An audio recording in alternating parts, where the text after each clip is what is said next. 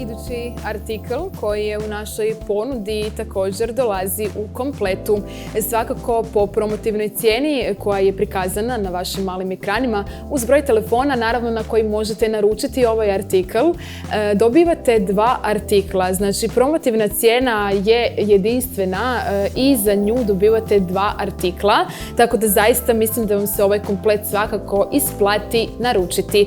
Što se tiče samog izgleda ove predivne narukvice koja dolazi u kompletu sa naušnicama, vidimo da je vrlo decentna. Radi se o srebrnom materijalu koji je ovako u kombinaciji sa crvenim biserima koji podsjećaju na koralj u sredini svakog detalja ove narukvice.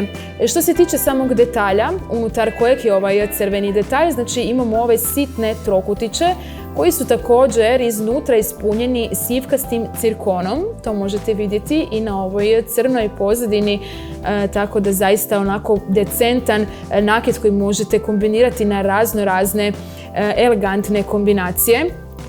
Svakako se radi o vrlo jednostavnoj kopči. Znači narukvica se vrlo jednostavno kopča i također kopča je stilski prilagođena znači samom nakitu. Uz ovu predivnu narukvicu također dolaze i ove predivne naušnice u ponudi koje su stilski, znači zaista onako prilagođene ovoj narukvici s obzirom da se radi također o srebrnom artiklu koji ovdje u sredini ima znači sitan cirkon u ovoj koraljnoj boji. Radi se onako o boji crvenog koralja. Ne radi se o koraljnom biseru, ali svakako boja je doslovno identična.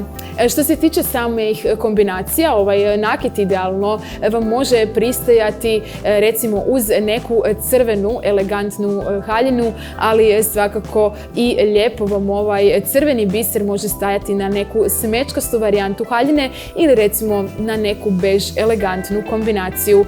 Svakako ova srebrna boja zaista jako lijepo se stapa sa ovom tamno crvenom bojom i za sve vas koji zaista uvijek volite izgledati decentno i elegantno, ovo je idealan komplet za vas. Za samu cijenu koja stoji na ekranima, kaže, dobivate čak dva artikla. Svakako naručite naš komplet.